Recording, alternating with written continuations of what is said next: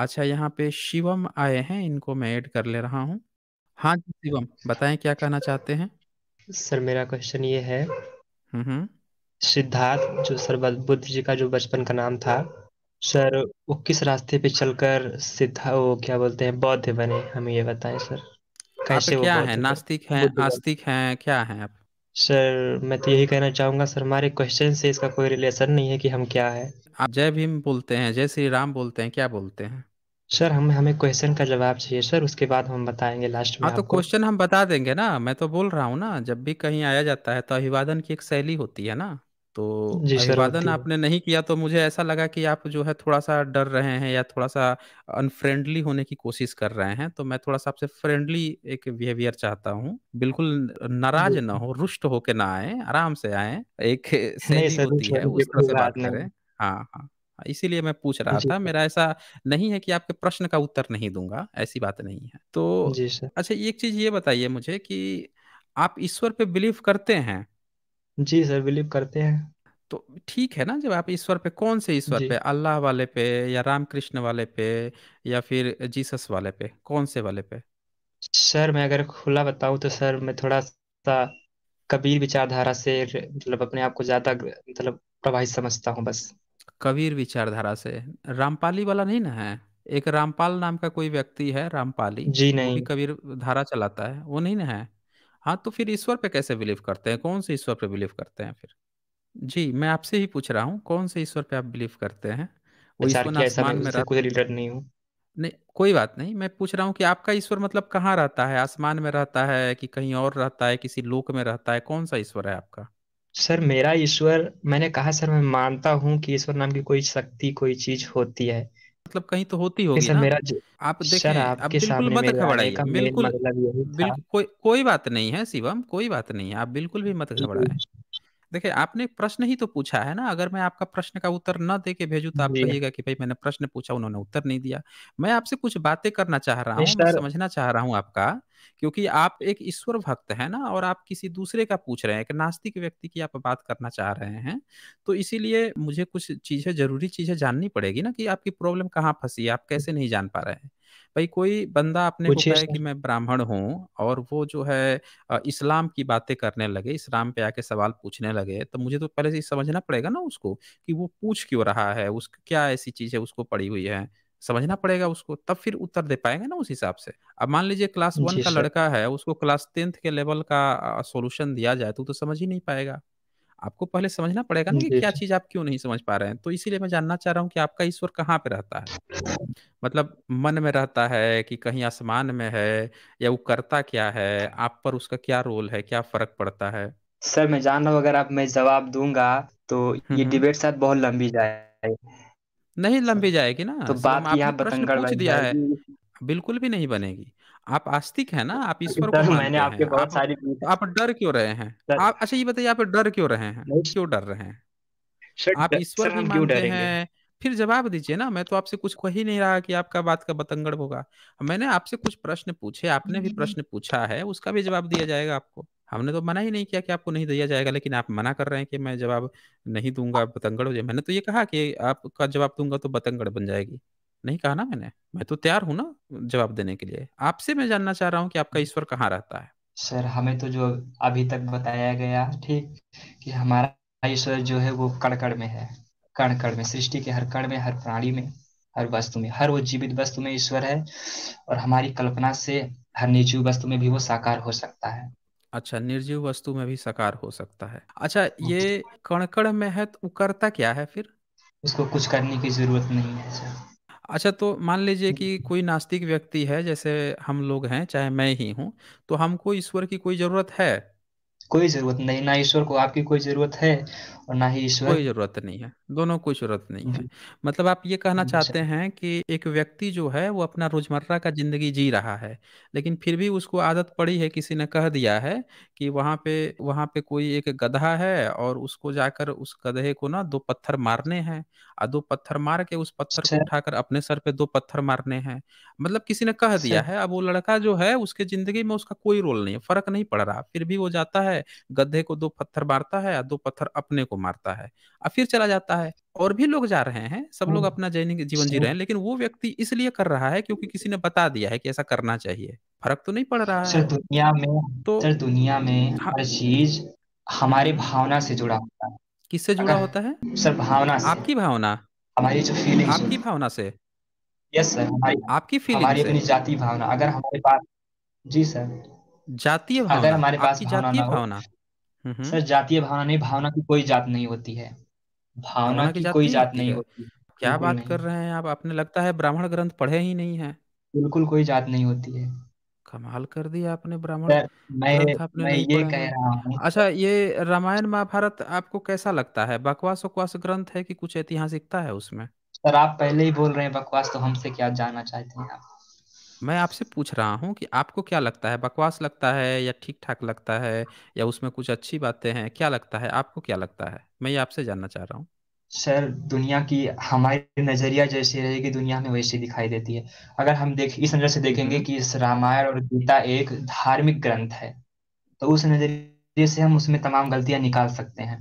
लेकिन हम अगर ये देखेंगे कि हम्म। इसमें हमको एक जीने का अच्छा तरीका बताया जाता है, कुछ भी, कुछ थोड़ा बहुत भी, हम्म। 100% ना मिलकर हमें 50% भी सही चीजें मिल रही हैं, 50% गलत चीजें मिल रही हैं, तो हम उसे फॉलो कर सकते हैं। खराब को हम छोड़ सकते हैं, अच्छा अच्छे को जी। फॉलो कर सकते हैं। अच्छा, ये आप तय कर लेंगे कि उसमें क्या अच्छा है क्या बुरा है? बिल्कुल सर, अगर हमारे पास हमारी अपनी विवेक, अपनी बुद्धि है, तो हम डिबेट को मतलब सर कि हम ये कंफर्म कर सकते हैं क्या सही है क्या गलत है। आपने एक बार, शायद कोई एक लेडीज थी, डिबेट में आप मतलब वो ये पूछने आई थी कि आप राम को राम था क्यों बोलती हैं, था क्यों बोलते हैं। तो आपने उनको ग्रामर के अकॉर्डिंग समझाया था कि हम राम को राम था, कृष्ण को कृष्ण था, इसलिए मतलब बोलते हैं कि वो थे, अब है नहीं, अकॉर्डिंग टू ग्रामर। बोलिए बोलिए आप। तो मैं सर यहाँ पे भी थोड़ा सा सर, आप तो जवाब नहीं दे रहे हैं हमारे सवाल का, लेकिन हम थोड़ा सा नहीं नहीं, ये बिल्कुल कहना बिल्कुल आपका चाहेंगे। जवाब देंगे हम। अभी अभी हम आपको समझने की कोशिश कर रहे हैं ना कि आपकी गोटी दरअसल फंसी कहाँ पे सर है। वहाँ जी सर। आपने बताया कि ओके सर। आपने बताया ना कि अभी महाभारत जो है उसमें कुछ अच्छी चीजें हम लोग सीख सकते हैं, कुछ अच्छी चीजें दी हुई है। मान लीजिए ये महाभारत की किताब है। ये महाभारत की किताब मैंने आपके सामने ओपन कर दिया। अब इस किताब को जी जब सर। मैंने ओपन किया तो इसका मैंने एक सर्ग निकाला। सर्ग 103 लिखा हुआ है। क्या लिखा है? सर्ग आदि पर्व है, पर्व होता है इसमें। अब इसमें जो है कुछ बातें लिखी हुई हैं, जैसे इसका 8वां और 10वां जो श्लोक है, इसमें कुछ लिखा हुआ है, जरा एक बार इसको पढ़ें तो। ये सर पढ़ रहे हैं। सिर पे लिखा हुआ है, मेरा पुत्र तुम्हारा भाई विचित्र वीर, जो पराक्रमी होने के साथ ही तुम्हें अत्यंत प्रिय था, छोटी अवस्था में ही स्वर्गवासी हो गया। नरश्रेष्ठ उसके कोई पुत्र नहीं हुआ था। तुम्हारे भाई की ये दोनों सुंदरी सुंदरी रानियां, जो कि काशीराज कन्याएं हैं, मनोहर रूप और युवा अवस्था से संपन्न हैं। इनके हृदय में पुत्र पाने की अभिलाषा है। भारत, तुम हमारे कुल की संतान परंपरा को सुरक्षित रखने के लिए स्वयं ही इन दोनों के गर्भ से पुत्र उत्पन्न करो। महाबाहो, मेरी आज्ञा से ये धर्म कार्य तुम अवश्य करो। आपको कुछ समझ में आया इसमें क्या लिखा है? सर इसमें लिखा है साफ साफ यही है कि विचित्र वीर की जो है, तब उनका मौत हो गई, तो उनकी जो रानियां थी उनको पुत्र प्राप्त करने की अभिलाषाएं थी। तो इसमें हम्म। मतलब ये आज्ञा दिया जा रहा है, वेद व्यास जी शायद आज्ञा दे रहे आगे हैं। उनकी सासू माँ जी। आज्ञा दे रही हैं। उन दोनों की इच्छा नहीं थी, जबरदस्ती ही लिख दिया है यहाँ पे। आगे जब पढ़िएगा तो पता चलेगा कि दोनों जबरदस्ती भेजा गया था वहां पे, दोनों जाना नहीं चाह रही सर थी, मुझे जबरदस्ती पहले तय आप ये किया जाता बताएंगे, है। सर ये आप, सर आप तो ये यहाँ कहाँ से पे हमें बता रहे हैं, इसके रचयिता कौन है? आदि आदि पर्व का इसका सर रचयिता जो है, इसका हाँ, इसका पब्लिकेशन कौन है? गीता प्रेस गोरखपुर है इसका, जो भारत में हाँ, क्या सबसे हनुमान ज्यादा प्रसाद बिकने पोद्दार वाला जी होंगे? धार्मिक ग्रंथ है। हाँ, फिर से हनुमान बोलिए। प्रसाद पोद्दार जी का है? क्योंकि सर गीता प्रेस गोरखपुर से सबसे ज्यादा उन्हीं की बिकती है, तो अगर उनकी हो तो थोड़ा ज्यादा विश्वसनीय होगी मानने वालों के हाँ, लिए। उन्हीं, अरे उन्हीं की है ना गीता प्रेस गोरखपुर जो है, वो भारत का सर सबसे ऐसे ऑथेंटिक और हमसे घर आप घर कह दे में रहे हैं बिकने उन्हीं का वाला है, थोड़ा सबसे बड़ा दिखा है। दें। ये नहीं, सर कह आप तो रहे हैं सुने आप, सर मेरी, थोड़ा सा दिखा देंगे तो। इनका प्रकाशक गीता प्रेस गोरखपुर है। जिसको भी नहीं बिलीव है, आप गीता प्रेस गोरखपुर खरीद लीजिए, खरीद के मंगा लीजिए और मंगा के चेक कर लीजिए। मैंने गीता प्रेस गोरखपुर का ही उठाता हूँ, और उठाने का सिर्फ एक रीजन है कि वो भारत में सबसे ज्यादा बिकता है। आप बिल्कुल भी चिंता मत कीजिए इसमें। ये चैनल जो है ना, आप सोच रहे हैं कि आप एक कॉलर बन के आए हैं और ये चैनल जो है आपको कुछ गलत बातें बता के भेज देगा, झूठ बोल देगा कि ये पब्लिकेशन नहीं भाई साहब। यहाँ पे जब किसी दूसरे राइटर की दिखाई जाती है ना, तो ये भी बता दिया जाता है कि ये किस राइटर की है। यहाँ पे मैं पूरे होशो हवास और रिस्पॉन्सिबिलिटी से बोल रहा हूँ कि ये गीता प्रेस गोरखपुर से ये मटेरियल पूरा उठाया, एक पेज नहीं है, ये पूरा का पूरा वो है। पर खैर, हमारी मानसिकता आप समझ गए हो तो हमारे सवाल का जवाब। हाँ तो वो अभी मैं आपसे पूछ रहा हूँ ना, ये देखें, मुझे आपने कहा कि अगर उसमें से कुछ अच्छी बातें जो हैं वो समझ सकते हैं तो समझनी चाहिए। अब ये बताइए, जिस कहानी को हमें सर पढ़ाया आपने जा रहा हमारे है, क्या सामने कोई अच्छी एक। बात कोई नहीं रखी सर। हाँ तो सर हमारे सुनिए ना, सामने आप आपने कोई काहे अच्छी बीच में बात क्रॉस नहीं क्यों कर रखी। रहे हैं। अगर आप जो है ये महाभारत में ये जो चीजें हैं कि महाभारत की शुरुआत ही हो रही है नियोग से, ये बताइए कोई घर है, कोई फैमिली है और उसमें का पति मर जाए, उसकी दो बीवियां हों, तो वो दोनों तो विधवा हो गई। अगर वो राजा की दोनों बीवी हैं तो पूरा मोहल्ला शहर सब लोग जानता है कि हाँ वो दोनों विधवा हो गई हैं। अब उनको कोई बच्चा पैदा होगा, अब वो भी उसके साल भर बाद, 2 साल बाद बच्चा पैदा होगा या 3 साल 4 साल बाद बच्चा पैदा होगा, तो कोई भी प्रश्न खड़ा कर सकता है कि भाई इनके बच्चा कैसा पैदा हो गया। ये तो सवाल बनेगा ना। लेकिन यहाँ पे क्या दिखाया जा रहा है कि वो मर चुका है, पूरी दुनिया जानती है, इसके बावजूद भी लिखा जा रहा है कि भैया इनको जो है बच्चा कोई और पैदा कराए। अब ये बताइए मुझे कि ये कौन सी सत्य सनातन संस्कृति है जिसमें महिलाएं विधवा हो जाती हैं, उसके बाद से भी उनको प्रेग्नेंट करवाया जाता है किसी दूसरे से। ये क्या हमारा समाज है, क्या हमारे भारत का ये कल्चर है। आपको लगता है कि ये हमारे पूर्वज ऐसा करते होंगे या भारत का ऐसा कल्चर रहा होगा। जरा बताइए शिवम जी, बताइए। सर शिवम क्या मैंने आप। कहा कि सर ये अच्छी पॉइंट नहीं आपने हमारे सामने रखा है। जी सर, सुन रहे हैं अच्छा, आपको। कोई कोई बात नहीं है, आपको अगर सर मैं अच्छा नहीं लग रहा है तो हम और आगे बढ़ा देते हैं, लीजिए ना आगे बढ़ा देते हैं। इसमें कौन सी बड़ी बात है, और आगे बढ़ा देते हैं, ये पढ़ लीजिए। ये 104 सर्ग है गीता प्रेस का, और 1 और 2 है, ये पढ़ के देखिए। जी सर पढ़ रहे हैं। भीष्म जी कहते हैं, माता भारतवंश की संतान परंपरा को बढ़ाने और सुरक्षित रखने के लिए जो नियत उपाय है उसे मैं बता रहा हूँ, सुनो। किसी गुणवान ब्राह्मण को धन देकर बुलाओ जो विचित्र वीर की स्त्रियों के गर्भ से संतान उत्पन्न कर सके। अच्छा, अब ये बताइए कि क्या ऐसा कल्चर होता सर है, पढ़ कोई लीजिए। भी व्यक्ति जो अपने को हिंदू कहता हो, कोई भी व्यक्ति जो अपने को ब्राह्मण धर्मी कहता हो, क्या उसके घर में पुरुष मर जाएगा तो वो अपनी स्त्रियों को धन वगैरह दे के ब्राह्मण को बुला के उनको प्रेग्नेंट करवाएगा। बताइए, ये क्या हम लोगों का सभ्यता कल्चर हो सकता है। सर सर यहाँ हम एक पॉइंट हाँ देना बोलिए। चाहेंगे सर, इससे यही साबित हो रहा है कि ब्राह्मण बुलाने की बात हम्म। की जा रही है एज अ डॉक्टर। ये तो नहीं कहा कि हाँ वो हस्बैंड बने, अच्छा, उस ये औरत का बात वो कही गई हस्बैंड है। बने, ऐसा कुछ नहीं कहा गया हाँ हाँ, है। जी बोलिए सर। बोलिए। जैसे आजकल हम लोग तमाम टेस्ट ट्यूब से बच्चे पैदा होते हैं जिनको नहीं बच्चे रहते हैं, ऐसा संभव अच्छा हो जी। गया आजकल। हम्म। तो हो सकता है कि किसी को हम्म। बुलाया जा रहा हो, यही बात यहाँ पे कही गई। जहां तक हमको अच्छा दिखाया ही वो गया, बात। बताया ही गया है कि जी सर, कि हम्म। मतलब मंत्रों द्वारा, ठीक तमाम सिद्धियों द्वारा ऐसे पुत्र प्राप्ति हो जाती थी पहले। अब भी होती है, ऐसी कोई बात नहीं, लोग बताते हैं। हो सकता है ऐसे ही एज ए हस्बैंड ना बुलाया गया हो। चलिए, अब सर ये इससे जरा पढ़िए तो यहाँ पे 45 जो श्लोक है उसको जरा पढ़िए, तो हाईलाइटेड किया है मैंने। प्रभु तुम ही सोचो, बिना राज का राज्य कैसे सुरक्षित और अनुशासित रह सकता है, बिना राजा का राज्य कैसे सुरक्षित और अनुशासित रह सकता है। इसीलिए शीघ्र गर्भाधान करो, भीष्म बालक को पाल पोस कर बड़ा कर लेंगे। ये क्या कह रहा है, शीघ्र गर्भाधान करो। समझ रहे हैं, ये डॉक्टर जी की सर। बात नहीं हो रही है, यहाँ गर्भाधान की बात हो रही है। जैसे लोग बैल सर पशु वशु को ले जाते हैं गर्भाधान कराने के लिए, वैसे महिलाओं के गर्भाधान की बात हो रही है। और क्या कह रहे हैं कि जो बच्चा होगा उसको भीष्म पाल पोस कर बड़ा कर लेंगे। अब ये बताइए कि ये डॉक्टर आया है तो डॉक्टर कैसे गर्भाधान करेगा। टेस्ट ट्यूब की यहाँ पे बात बोल रहे थे ना, टेस्ट ट्यूब और डॉक्टर की तरह आया होगा, यहाँ तो गर्भाधान की बात आ रही है। टेस्ट ट्यूब की तो बात ही नहीं आई यहाँ पे, और डॉक्टर की भी बात नहीं आई। अच्छा, अच्छा अगला पढ़िए तो सर, 47 पढ़ लीजिए तो जरा एक बार। यदि कौशल्या या अंबिका मेरे गंध रूप वेश और शरीर को सहन कर ले तो यह आज ही एक उत्तम बालक को अपने गर्भ में पा सकती है। अच्छा, इसका क्या मतलब हुआ, यही बता दीजिए। सर इसमें तो साफ बताइए साफ भाई। 3 चीजें लिखी गई हैं। हाँ बोलिए। गंध रूप क्या। और वेश और शरीर को सहन कर ले तो। यही कहा भाई गया है। उसकी क्या जरूरत है? जब टेस्ट ट्यूब आ रहा है तो किसी व्यक्ति के गंध रूप आवेश को शरीर को सहन करने की क्यों बात हो रही है यहाँ पे? आप तो टेस्ट ट्यूब करवा सर रहे थे क्योंकि ना यहाँ पे। क्योंकि हम्म। सामने वाली स्त्री जो होती है, कोई हम्म। जानवर तो है नहीं कि उसके सामने कोई भी आए उसका गर्भाधान करने वो सहन कर लेगा। अच्छा ऐसा जी। तो है नहीं। हम्म। सामने तो वाली मतलब एक आपका स्त्री ये, है जो मतलब कभी आप रानी महारानी हुआ करती थी, तो हो सकता है। मतलब आप ये कहना चाह रहे हो कि यहाँ पे नियोग की बात अभी नहीं चल रही है, ये कहना चाह सर रहे हो किस अभी? चीज की नियोग?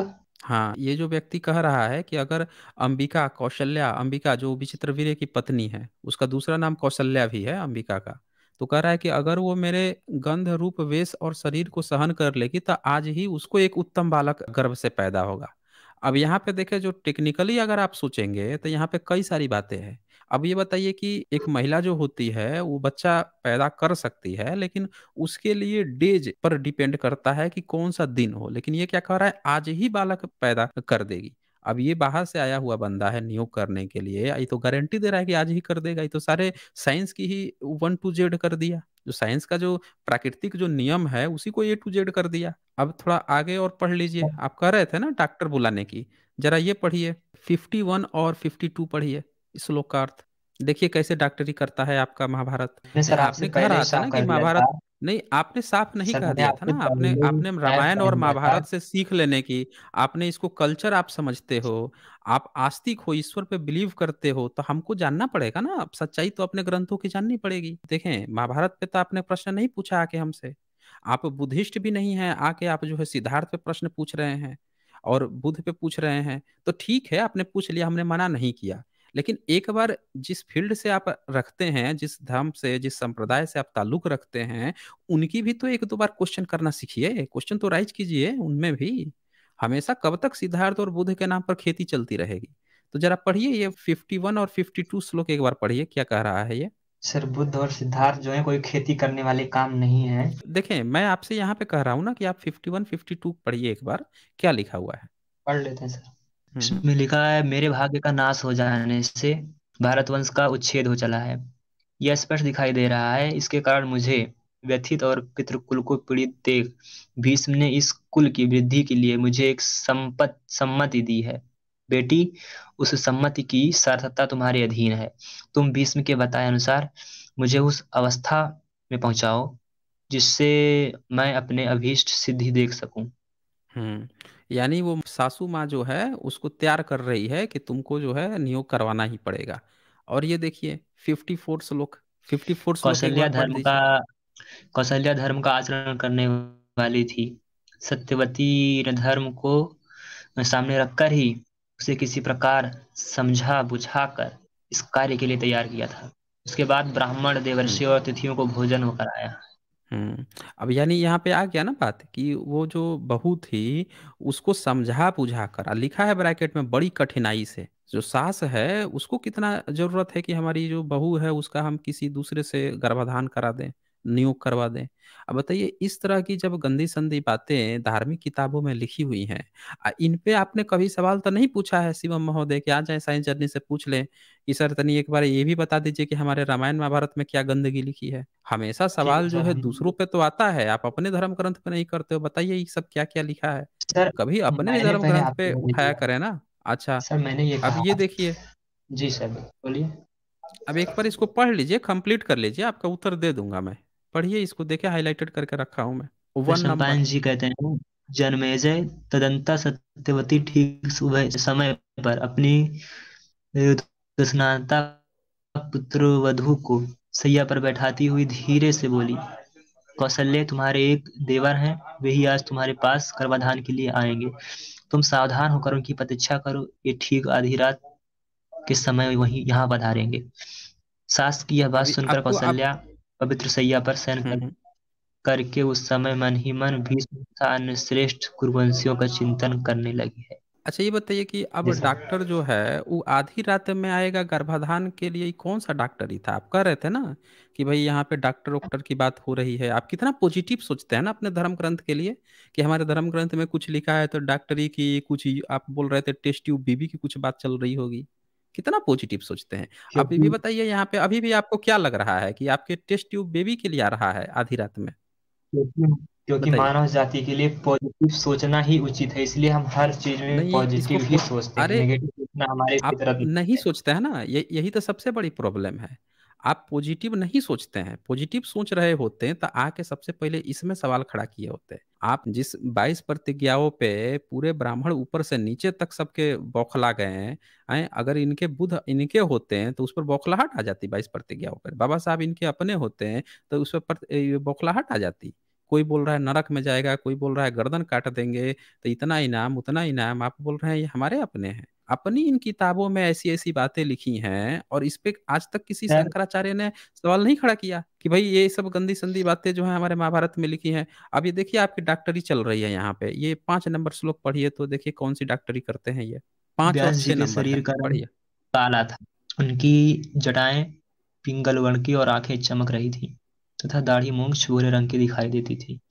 उन्हें देखकर देवी कौशल्या ने अपने दोनों नेत्र बंद कर लिए। माता का प्रिय करने की इच्छा से व्यास जी ने उनके साथ समागम किया, परंतु काशी राज की कन्या भय मारे उनकी ओर अपनी अच्छी तरह से देख न सकी। अच्छा, इस समागम का जी मतलब सर। क्या होता है ये भी बता दीजिए। टेस्ट ट्यूब बेबी होता है कि डॉक्टरी होता है, क्या होता है समागम का मतलब? समागम का मतलब तो मतलब वही होता है कि संभोग, मिलन। संभोग, हाँ। तो आप बताइए, आपकी पॉजिटिविटी तो सारी धरी की सॉरी, धरी रह संभोग गई अब। संभोग नहीं कह सकते सर, संयोग कह सकते हैं। ठीक, मिलन कह सकते हैं, सम्मिलन कह सकते हैं, बस। संभोग अच्छा, डायरेक्टली तो ये नहीं कह मिलन हो सकते रहा हैं, है। सॉरी। अच्छा, संभोग डायरेक्टली नहीं कह सकते, तो यहाँ पे क्या चल रहा है? ये कौन सी डॉक्टरी चल रही है? आधी रात में देवर आ रहे हैं, सासू माँ बोल रही है, फिर गर्भाधान हो रहा है, क्या चीज चल रहा है बताइए तो जरा, ये कौन सी डॉक्टरी चल रही है? सर, बताइए। पर मैं यही कहना चाह रहा हूँ, अगर आपको हमारे क्वेश्चन से आपको ऐसा लग रहा हो कि नहीं, सर मैंने गलत क्वेश्चन किया है, तो नहीं कोई नहीं, बात आपने नहीं कुछ सर, भी मान गलत क्वेश्चन नहीं किया है, लीजिए। कुछ भी गलत क्वेश्चन नहीं किया है। मैं तो आपको समझने की कोशिश कर रहा हूं कि आपको कौन सा सर जवाब दूं। देखें, एक चीज समझिएगा, जो भी कॉलर आते हैं ना, प्रश्न पूछते हैं, तो हर जो बंदा होता है सबके समझने की कैपेसिटी अलग अलग होती है ना। अब मान लीजिए आपने कभी अपना धर्म ग्रंथ नहीं पढ़ा है और आप आके सिद्धार्थ और बुद्ध पे क्वेश्चन पूछेंगे, तो आपको अपना धर्म ग्रंथ एक बार देखना पड़ेगा, लेबल पहले तैयार करना पड़ेगा कि मैं जिस दूसरे पर सवाल खड़ा करने जा रहा हूं, क्या मैं मेरा घर तो कहीं शीशे का नहीं है? ये देखना पड़ेगा ना, चेक करना पड़ेगा ना आपको।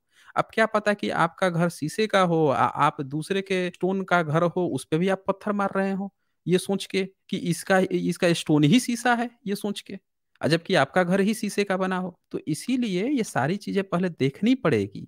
और ये भी तो यहाँ पे सामने आ रहा है ना कि आप महाभारत को लेकर कितना पॉजिटिव हैं, जब बोल रहे हैं कि टेस्ट ट्यूब डॉक्टरी की बात हो रही है। अभी ये सब नहीं लिखा होता तब तो आप कह देते हैं कुछ भी गलत नहीं है हमारे धर्म ग्रंथ में, आपने कहा भी कि उसमें से अच्छी चीजें सीखनी चाहिए। अब ये बताइए, ये जो चीज आपने पढ़ा है अभी, भारत का कौन सा ऐसा फैमिली है जो इस तरह का काम करवाता है? बताइए मुझे। ऐसा कोई भी फैमिली बता दीजिए जो करवाता है। अगर नहीं ये सब काम होता है, आजकल नहीं होता है, तो ये हमारा कल्चर भी नहीं है फिर। अगर हमारा कल्चर नहीं है तो फिर हम इसमें से अच्छी सीख कैसे ले सकते हैं? मैं सिर्फ इतना जानना चाह रहा था। समझ रहे हैं शिवम जी? सर मैं सिर्फ आपसे इतना जानना चाह रहा था कि हम लोग इसमें से अच्छी सीख कैसे ले सकते हैं, जिसका आपने दावा किया कि हाँ उसमें कुछ अच्छी चीजें हैं, वो हमको सीखनी चाहिए। सर मैं आपको बताइए नहीं ये सब। जानना चाहता हूँ, क्या हम्म पूरे महाभारत में, पूरे रामायण में ऐसी कोई भी हम्म हम्म। प्रसंग, ऐसा कोई भी जिक्र, वाकया ऐसा कुछ नहीं है जिससे हम कोई सीख ले सकें? हाँ, ये है ना, अभी देखे ना, अभी ये अगर तो है तो यहाँ फिर तक आपने दिखाइए पढ़ा सर। ना। अब 6 नंबर पढ़ा तो ये 7 नंबर जरा पढ़िए तो क्या लिखा हुआ है, हाईलाइटेड नहीं है, फिर भी एक बार पढ़िए क्या लिखा हुआ है। सर मैं किसी अच्छे प्रसंग की बात कर रहा हूँ। अच्छा ही प्रसंग चल रहा है। देखिए, ऐसा नहीं है कि मैंने सिर्फ एक चेरी पिकिंग करके एक श्लोक आपको पढ़वाया, मैंने पूरा चैप्टर खोल दिया है, लाइन से पढ़वा रहा हूँ।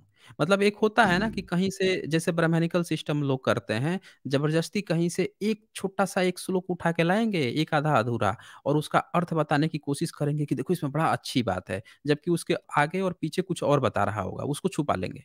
मैंने तो आपके सामने पूरा किताब खोल दिया है, और एक एक श्लोक, मैं तो ये भी आपको कह रहा हूं कि भैया ये कोई चेरी पिकिंग नहीं है, पूरा लाइन से ही आपका महाभारत ये ऐसी ही गंदगी ढो रहा है। और आप कह रहे हैं इसमें से अच्छी चीज, तो फिर आपका महाभारत कहाँ बचा? भाई, जिनको यहाँ गर्भाधान करके पैदा किया जा रहा है, जब तक ये पैदा नहीं होंगे तब तक आपका महाभारत की कहानी कैसे आगे बढ़ेगी? अभी तो पैदाइश चल रही है। पैदाइश में ही जब कहानी खत्म हो गई, पैदाइश में ही जब चीजें गड़बड़ हो गई, तब फिर कहानी आगे कहाँ से आप कुछ सीखोगे? वो तो कहानी ही आगे नहीं बढ़ेगी। शुरू में ही झोल आ गया। अभी देखिए ना, ये 7 नंबर में क्या लिखा हुआ है, एक बार पढ़िए ना, एक बार पढ़िएगा तो आपको बहुत आइडिया आएगा। पढ़िए 7 नंबर। सर हम देखे हैं, देख लिए हैं। क्या कह रहा है बताइए ना मुझे। सर जब आप चैप्टर वाइज पढ़ा रहे हैं वो तो हम देखे ही, वही तो कह रहा है। क्या कह रहा है बोलिए ना, 7 नंबर में क्या लिखा हुआ है। 7 नंबर में लिखा हुआ है, जब व्यास जी उसके महल से बाहर निकले तब माता सत्यवती ने आकर उनसे पूछा, बेटा क्या अंबिका गर्भ से कोई गुणवान राजकुमार उत्पन्न होगा? बताइए। ये लिखा है। समागम करके आए और सासू माँ तुरंत उनसे पूछ ली कि भैया ये बताओ गुणवान उत्पन्न होगा? आप सुनिए, देखिए, ये बताइए क्या बोल रहे हैं ये ये तो बताइए माता के कितना क्या दोष चीज से हम लोग इसे। बोलिए। वो अंधा ही होगा, ऐसा व्यास जी कह रहे हैं। अच्छा ये बताइए, ये कौन सी निंजा तकनीक है कि उसमें वो बेचारी जो है आ नहीं रही थी, जबरदस्ती उसको भेजा गया, आंख बंद कर ली वो, तो उसको कह रहे हैं कि अब उसका बेटा जो है अंधा पैदा होगा।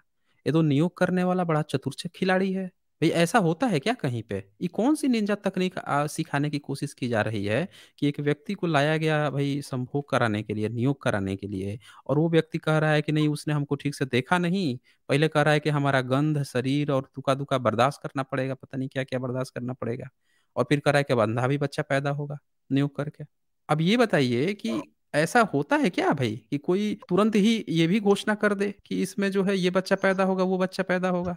ये जरा आगे पढ़िए तो, ये नहीं क्या कह होता। रहा है ये। नहीं होता ना। अब एक ये पढ़िए, ये 14 और 15 नंबर पढ़ के देखिए ये क्या कह रहा है। तत्पश्चात देवी सत्यवती ने अपने दूसरी पुत्रवधू को समझा बुझाकर गर्भाधान के लिए तैयार किया और इसके लिए पूर्ववत महर्षि व्यास का आह्वान किया। फिर महर्षि ने उसी नियोग की संयम पूर्ण विधि से देवी अम्बालिका के साथ समागम किया। भारत महर्षि व्यास को देखकर वह भी कांतिहीन और पांडुवर्ण की हो सी गई। अब ये बताइए कि ये जो दूसरी रानी है उसके साथ भी जी। इसने कर दिया। अब वो क्या लिख रहा है, कांतिहीन पांडु वर्ण की सी हो गई। अब जरा ये पढ़िए तो, ये क्या कह रहा है, 16 और 17 नंबर में क्या कह रहा है। अम्बालिका, तुम मुझे विरूप देखकर पांडुवर्ण की सी हो गई थी, इसलिए तुम्हारा यह पुत्र पांडु रंग का होगा। अब ये बताइए ये कौन सा निंजा तकनीक है। ये तुरंत जान गया कि अब वो पांडु रंग का होगा, पांडु होगा वो, पीले रंग का होगा। ये कैसे ये जान गया तुरंत ही? और आप लोग इसी से सीखेंगे, और इसके बाद भी पेट नहीं भरा तो इसको भी कर दिया, एक बार तीसरी बार भी चला आया। अब ये देखिए, पढ़िए ऊपर से। परंतु देव कन्या के समान सुंदरी और अंबिका महर्षि के उस कुत्सित रूप और गंध का चिंतन करके के मारे देवी सत्यवती की आज्ञा नहीं मानी। काशीराज की हम्म पुत्री अंबिका ने अप्सरा के समान सुंदरी और अपनी दासी को अपनी ही आभूषणों से विभूषित करके काले कलूटे महर्षि व्यास के पास भेज दिया। महर्षि हम्म। के आने पर उस दासी ने आगे बढ़कर उनका स्वागत किया और उन्हें प्रणाम करके उनकी आज्ञा मिलने पर वह सैया बैठी और सत्कार पूर्वक उनकी सेवा पूजा पूजा करने लगी। अब ये बताइए कि वो तो गया था रानी का वो नियोग करने, और यहाँ दासी पहुंच गई या दासी का ही नियोग कर दिया। अब इस व्यक्ति को आप लोग बोलते हो कि ये व्यक्ति जो है महाभारत का लेखक है। तो ये हम लोग कौन सी मोरालिटी सिखाई जाती है? हम लोगों को कहा जा रहा है कि इसमें मोरल शिक्षाएं हैं, इससे हमें कुछ सीखना चाहिए। जिस व्यक्ति को लेखक बताया जा रहा है उसमें इतनी भी मोरालिटी नहीं है। पहले 2 बार किया, फिर तीसरी बार भी डिमांड कर रहा है कि नहीं वो अब वो पहला वाला अंधा हो जाएगा, तो ऑफ कोर्स वो दूसरी बार हमें चांस देंगे। दूसरी बार जाता है तो कहता है कि भाई वो तो अब पांडु हो जाएगा। फिर तीसरी बार चांस देता, तीसरी बार जो है वो डर जाती हैं, सब भेजती ही नहीं है, दासी को भेज देती हैं, और दासी को भी वो कर देता है। भाई ये कौन सी मोरालिटी यहाँ से सिखाई जाती है? किसी व्यक्ति को हम क्या शिक्षा दे सकते हैं, आप बताएं हमें। इससे हम लोग कुछ सीख सकते हैं इससे? ये सब चीजें जो हैं, ये देखें क्या लिख रहा है यहाँ पे। और ये तो, एकांत में। हाँ पढ़ लीजिए, इसको जी पढ़ सर। लीजिए। एकांत में मिलकर उस पर हाँ। महर्षि व्यास बहुत संतुष्ट हुए। राजन कठोर व्रत का पालन करने वाले महर्षि जब उसके साथ शयन करके उठे तब इस प्रकार बोले, सुबह अब तू दासी नहीं रहेगी, तेरे उदर में एक अत्यंत श्रेष्ठ बालक आया, आलोक में धर्मात्मा तथा समस्त बुद्धि में श्रेष्ठ होगा। अब ये बताइए कि इनको ये बात पता है कि दासी है, फिर भी उसको कर दिए ये। अभी बताइए, ये व्यक्ति को बताया जा रहा है कि ये महाभारत के लेखक हैं। हम लोग इनसे मोरालिटी सीख सकते हैं? जिस व्यक्ति में इतनी भी तमीज नहीं है कि वो रानी को आया है, रानी नहीं आई तो दासी को ही कर दिया नियोग। अच्छा, ये तो एक थी बात। आपने क्या कहा कि भाई आप तो एक ये चीज दिखा दिए, क्या पूरे महाभारत में ऐसी बातें हैं? अब ये बताइए, मैं आपको एक दूसरा ओपन करके दिखा देता हूँ। ये लीजिए, ये सर मैंने ये नहीं कहा पूरे महाभारत में, मैंने 50-50 की बात की है। फिफ्टी अगर फिफ्टी ना। ऐसा है तो हम अच्छा जी। सीख सकते हैं। सर मैंने कहा अगर अच्छा जी। ऐसा हो तो हम सीख सीख सकते हैं। सकते हैं। इस अच्छा, अभी इसी अब श्योरनेस के साथ मैंने ऐसा नहीं कहा कि हाँ आप सीखें ही उससे। ना ही मैं यहाँ से किसी को यह संदेश अच्छा देना जी। चाहता हूँ कि भाई आप देखें। अच्छा, ये पढ़िए तो जरा, ये क्या लिखा हुआ है ये 11 और 13 नंबर श्लोक है। 102 सर्ग का है ये जरा पढ़िए। राजन ये शक्तिशाली तो थे, थे ही। उन्होंने उस समय स्वयं ही समस्त कन्याओं का वरण किया। इतना ही नहीं, प्रहार करने वालों में श्रेष्ठ वीरवर भीष्म ने उस कन्याओं को उठाकर रथ पर चढ़ा लिया और समस्त राजाओं को ललकारते हुए मेघ के समान गंभीर वाणी में कहा। विद्वानों ने कन्या को यथाशक्ति वस्त्राभूषण से विभूषित करके गुणवान वर को बुलाकर उसे कुछ धन देने के साथ ही कन्या करना उत्तम बताया है। कुछ लोग एक जोड़ा गाय और बैल देकर कन्यादान करते हैं। कितने ही मनुष्य नियत धन लेकर कन्यादान करते हैं। कुछ लोग बल से कन्याकरण करते हैं और कुछ दूसरे लोग वर और कन्या की परस्पर अनुमति होने पर विवाह करते हैं। कुछ लोग अचेत अवस्था में पड़ी हुई कन्याओं को उठाकर ले जाते हैं। कुछ लोग वर और कन्या को एकत्र करके स्वयं ही उनकी प्रतिज्ञा कराते हैं कि हम दोनों गार्हस्थ धर्म का पालन करेंगे। फिर कन्या पिता दोनों की पूजा करके अलंकारयुक्त कन्या का वर के लिए दान करता है। इस प्रकार विवाहित होने वाले पत्नी की उपलब्धि करते हैं। अब ये कुछ लोग बताइए जरा, आप पढ़ लीजिए, इसको भी पढ़ लीजिए। कुछ लोग आर्ष विधि करके ऋत्विज को कन्या देते हैं। इस प्रकार विवाहित होने वाले पत्नी प्राप्त करते हैं। इस तरह विद्वानों ने यह विवाह का 8वां प्रकार माना है। इन सबको तुम लोग समझो। अब यहाँ पे क्या है कि भीष्म जो है काशी गया हुआ है। अब वहां पे 3 लड़कियां हैं, उन तीनों का स्वयंवर चल रहा है। अब उनको खुद ही उठा के अपने रथ में बैठा लेता है। अब बता रहा है कि शादी के इतने प्रकार हैं। ये बताइए, ये कौन सा शादी है कि कहीं शादी चल रही है 3 लड़कियों की, स्वयंवर है। आप जाइए और तीनों को उठा के रथ में बैठा लीजिए कि नहीं, हम ही लेके जाएंगे। जो उखाड़ना है उखाड़ लो तुम लोग। और इसमें शादी का प्रकार भी बता रहा है कि ये शादी है। और सुनिए आगे, आप मोरालिटी बता रहा था ना, मोरालिटी सीखने की। ये पढ़िए, ये क्या लिखा है सर ऊपर। इसके पीछे भी तो कुछ वजह थी। हाँ तो पढ़िए ना, अभी वजह देख लेंगे ना, पढ़िए आगे ना आप। क्षत्रिय स्वयं की प्रशंसा करते और उसमें जाते हैं, परंतु उसमें भी समस्त राजाओं को परास्त करके जिस कन्या का अपहरण किया जाता है वह धर्मवादी विद्वान क्षत्रिय के लिए उसे सबसे श्रेष्ठ मानते हैं। देख लिया आपने। मिल गया ना आपको क्या वजह है। वजह ये है कि ये आपका महाभारत ये सीधे सीधे सिखा रहा है कि अगर कोई अपने को क्षत्रिय समझता है तक जाओ, जिसका भी स्वयंवर चल रहा है वहां की लड़कियों को उठाओ, रथ में बैठाओ, लेके चल दो। कह दो कि क्षत्रिय का तो यही शादी के लिए यही श्रेष्ठ माना गया है। क्या लिख रहा है कि क्षत्रिय स्वयंवर की प्रशंसा करते और उसमें जाते हैं, परंतु उनमें भी समस्त राजाओं को परास्त करके, सारे जितने भी राजा हैं सबको हरा के जिस कन्या का अपहरण किया जाता है। क्या लिख रहा है, अपहरण किया जाता है। स्वयंवर की बात नहीं आ रही है, अपहरण करने की बात आ रही है कि जितना लड़की को उठाओ और लेके चल दो। और यही कारण है कि पूरा राजपूताना जो था, इस राजपूताने में अक्सर हाँ ये हम लोगों को पढ़ाया गया कि राजपूताना लोग एक दूसरे की बेटी से उठा के लेकर भागने और बेटी को लेकर बड़े ज्यादा सेंसिटिव थे। ये क्यों पढ़ाया गया?